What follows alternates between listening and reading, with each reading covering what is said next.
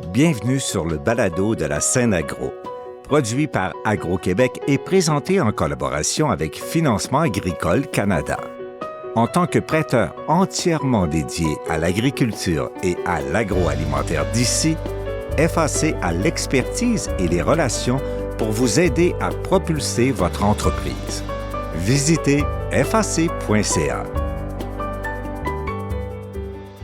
La FIB, Laboratoire de formation et d'innovation bioalimentaire, est un acteur bien implanté dans le secteur bioalimentaire du Québec depuis sa création en septembre 2015.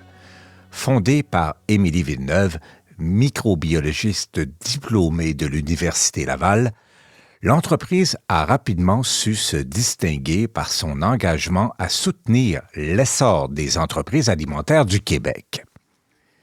La FIB est un véritable laboratoire d'innovation, alliant expertise scientifique et passion entrepreneuriale.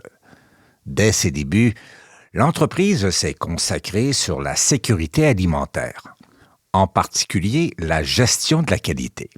Puis, en 2020, la FIB a franchi une nouvelle étape en investissant dans un laboratoire de recherche et une usine locative, aujourd'hui partenaire opérationnel sous le nom d'Usine Ultra. Avec son approche unique, la FIB accompagne désormais les entreprises tout au long de leur parcours, de la recherche et développement jusqu'à la commercialisation, en leur offrant un soutien scientifique et stratégique à la hauteur des défis du secteur. Pour en parler, nous avons le plaisir d'accueillir Émilie Villeneuve, fondatrice et PDG de la FIB. Émilie, merci beaucoup d'être avec nous aujourd'hui. C'est un plaisir pour nous de t'accueillir, mais c'est aussi un plaisir d'avoir l'occasion d'en savoir un peu plus sur ton entreprise. Alors, pour commencer, pourrais-tu nous expliquer ce qu'est exactement la FIB et ce qui fait sa particularité sur le marché? Bien sûr, André. Premièrement, je te remercie de ton invitation aujourd'hui. C'est un plaisir. Ça me fait plaisir de venir vous parler de la FIB, qui est une entreprise, une PME intellective spécialisée dans le soutien aux entreprises bioalimentaires du Québec. En fait, nous ne sommes pas une entreprise à but non lucratif, nous sommes une entreprise privée et nous comprenons que la rentabilité est essentielle à la durabilité des ressources financières matérielles de nos clients. Oui, autant pour vous que pour les entreprises que vous accompagnez, évidemment. Totalement. Nous offrons un accompagnement qui permet à nos clients de maintenir la pérennité de leurs opérations, tout en optimisant leur processus, leur qualité, leur performance. Notre mission est simple, aider nos clients à croître de façon durable, tout en assurant leur succès à long terme. J'aimerais revenir, tu viens tout juste de spécifier, de mettre l'accent sur le fait que la FIB est une entreprise privée. Le fait que ce soit une entreprise privée, en quoi se distingue-t-elle des institutions universitaires qui offrent les services d'un autre niveau, en fait? Je vois l'entreprise La FIB plutôt comme un complément à ces structures. Il y a de la place pour tous, André. Ouais.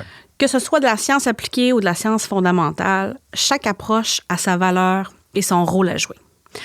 Je crois qu'il y a un enjeu et une ouverture en ce moment, surtout depuis quelques années, à avoir un acteur privé qui a une conscience entrepreneuriale, mais également des connaissances scientifiques pour pouvoir venir faire le pont entre les institutionnels et l'industrie du Québec.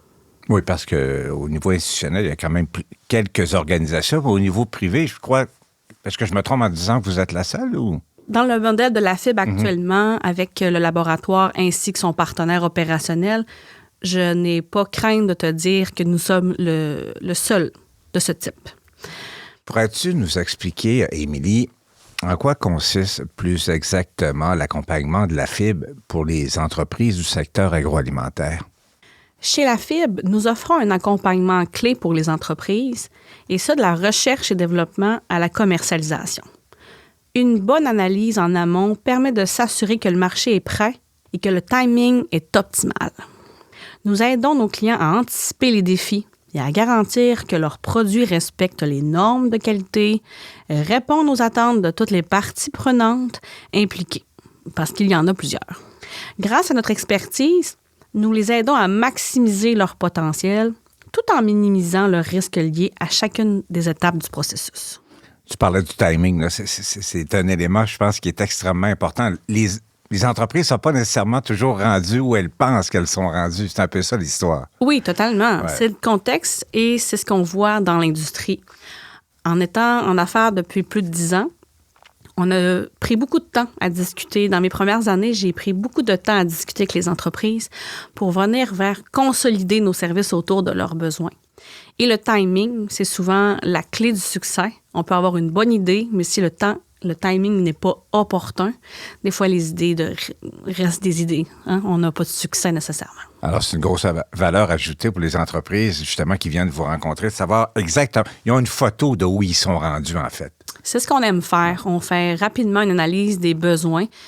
C'est un terme un peu généraliste, mais on pourrait dire davantage qu'on va questionner, échanger, avoir une rencontre interactive avec l'entreprise pour savoir, des fois, on croit être rendu à l'étape de la recherche, mais on est peut-être en amont, un petit peu à l'avant. Ça veut dire évaluer le consommateur, évaluer la clientèle qu'on cible.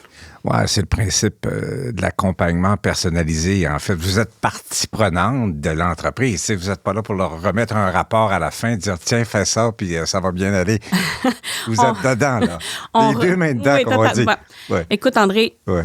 Par éthique de travail et de qualité, c'est sûr qu'on va remettre un rapport à la hauteur de nos attentes et à la hauteur des attentes des clients. Qu'il en reste quelque chose, oui. Mais j'ai toujours comme dicton, dès les premières rencontres avec une entreprise, je leur dis, moi, je vous conseille puis je vous accompagne comme si c'était la mienne. J'en ai des entreprises, la fibre, c'est mon bébé. Et quand je prends un dossier avec un client, je fais exactement comme si c'était mon entreprise. Comment je pourrais améliorer, comment je peux faciliter la croissance et le maintien de leur marché puis de leurs produits. Je mets tout mon cœur. Chez la fibre, les entreprises, on est une plus petite entreprise, mais on met vraiment notre passion, notre intelligence, nos compétences dans les mains de nos clients pour qu'ils puissent avoir une belle croissance. Ces clients-là, parlons-en. Si on faisait un peu le portrait robot là, du client type qui vient vous rencontrer, parce que j'imagine là-dedans, il y a des petites, il y a des moyennes, il y a des plus grandes entreprises, mais si on essaie de faire un portrait type là, de l'entreprise qui arrive chez vous, là, toc, toc, toc, on frappe à la porte, puis on vient vous rencontrer. Nous travaillons actuellement, je pourrais définir l'image de notre clientèle chez la fibre de deux façons. On travaille avec deux types d'entreprises, principalement les entreprises bien établies qui ont des produits actuellement commercialisés sur les tablettes d'épicerie ou ailleurs même. OK, qui sont déjà en affaires. Qui sont déjà en affaires, qui rencontrent des défis en termes de qualité, de durée de vie, conservation de leurs produits, conformité aux normes. Il y a un nouveau marché, une nouvelle exigence, que ce soit sur une norme d'exportation, dans le GFSI, ou des cahiers de charges comme Costco, par exemple. D'autre part, nous soutenons également, je te dirais, ça a été une grosse partie de notre clientèle en 2020 avec l'essor, la pandémie. Il y a eu beaucoup de naissances dans le domaine bioalimentaire au Québec. Ouais. Puis je crois qu'on a mis beaucoup d'écoute puis beaucoup de temps à écouter les startups, les jeunes entreprises. Évitablement, on n'a pas pu servir la totalité d'entre eux par souci financier. Il y en a qui n'ont peut-être pas budgété certains services professionnels dans le démarrage de leur entreprise. Mais encore aujourd'hui, c'est une grosse part de notre marché où les jeunes entreprises viennent chercher, oui, des services professionnels, mais indirectement viennent chercher une complémentarité au niveau du coaching. Parce qu'il existe du coaching dans le domaine alimentaire, dans des incubateurs, dans des centres généralistes. Mais nous, on vient compléter. En aucun cas, on est avare de nos connaissances, qu'on est avare de nos compétences.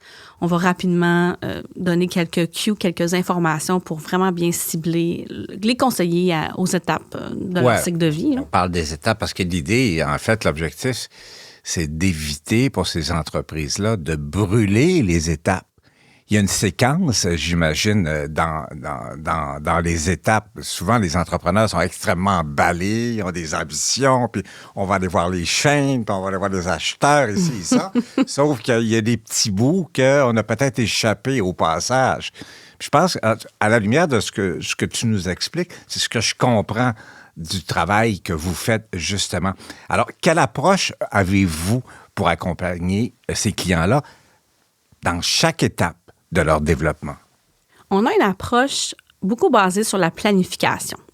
Un de nos dictons, André, c'est prévenir avant de guérir. C'est bon en santé, c'est bon aussi dans l'entrepreneuriat. Ben oui.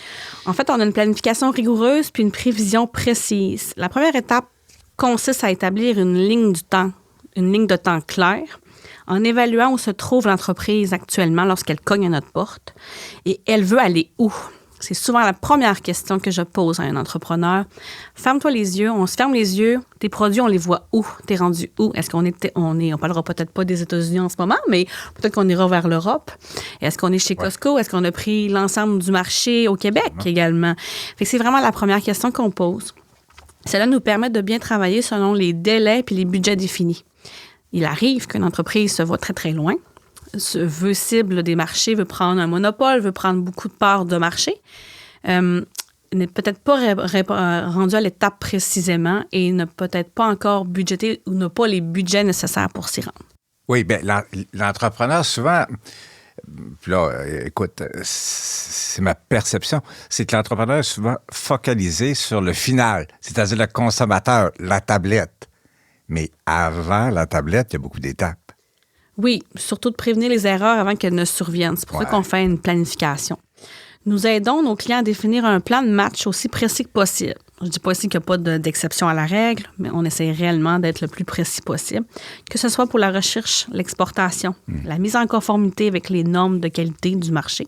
Toutes les certifications. Oui, il y en a plusieurs. Oui, quelques-unes, oui, effectivement. Notre expertise, elle couvre l'ensemble de la chaîne de valeur, de la conception du produit à son étiquetage, son emballage et même les vérifications légales nécessaires à son lancement. Émilie, dans une vision à long terme, quelle empreinte, quelle perception souhaites-tu que la fibre laisse au sein des acteurs et actrices du secteur bioalimentaire? Une vision à long terme, là. Oui, certainement. L'entrepreneuriat a toujours été au cœur de mes valeurs. C'est une véritable composante de mon ADN. J'ai toujours pensé qu'il était essentiel de développer un acteur clé privé dans le domaine alimentaire, capable de connecter le monde scientifique avec l'industrie. L'approche de terrain. Totalement, oui. C'est ça. En effet, il existe parfois un fossé, voire un décalage temporel. C'est ce qu'on observe entre ces deux mondes, ces deux sphères. La science analyse des interactions et développe des modèles mathématiques pour démontrer l'importance de maîtriser les risques. Mais pour l'industriel, il ne s'agit pas de théorie, mais de pratique. C'est déjà son cas actuellement. Ces questions font déjà partie de ses obligations légales qu'il doit gérer au quotidien. Selon moi, l'apport d'un acteur capable de relier les hypothèses scientifiques aux enjeux immédiats de l'industrie est la meilleure manière de générer des innovations concrètes et de résoudre réellement les problématiques auxquelles les entreprises locales sont confrontées. Il y a de l'innovation, de procédés, de l'innovation technologique qui vont avoir un apport dans le temps sur l'industrie. On croit qu'il y a des innovations à faire qui vont avoir un apport concrètement et rapidement pour les entreprises. Et nous croyons, je crois, en tant qu'entrepreneur, que la fibre est l'acteur clé que j'ai rêvé de développer. C'est la perception que tu souhaites que les acteurs du secteur aient de ton entreprise. Oui, on travaille fort, j'espère. Avant de conclure, Émilie, cette rencontre, est-ce qu'il y a un message particulier que tu aimerais partager, que tu aimerais communiquer à nos auditeurs qui nous écoutent actuellement? Notre mission, c'est simple, André, c'est créer pour propulser, innover pour résoudre. Nous soutenons l'innovation en réponse aux contraintes opérationnelles concrètes. Concevoir des produits, élaborer des normes de qualité, développer des emballages adaptés au marché cible, c'est donner à nos entreprises locales les moyens de se propulser plus loin. Avec le contexte économique des 2 dernières années et l'incertitude actuelle des États-Unis, l'entrepreneuriat est plus crucial que jamais pour notre économie québécoise et canadienne. Le secteur de la transformation alimentaire offre encore de nombreuses opportunités à condition que nous permettons aux acteurs concernés, ça veut dire les entreprises alimentaires, de saisir ces chances et de manière rentable. Et planifier. Oui. Surtout. C'est le mot que je retiens de la rencontre que nous avons eue aujourd'hui, Émilie. Écoute, merci beaucoup pour cette discussion qui nous a permis de mieux comprendre ce qu'est la fibre.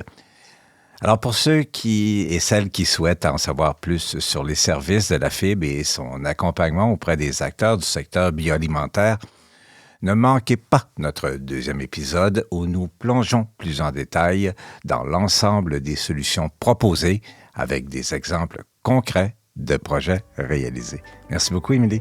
Merci, André. Au plaisir. À bientôt. Merci. Vous avez aimé ce contenu? Suivez la scène agro pour rester à l'affût de l'actualité agroalimentaire. Merci et à bientôt.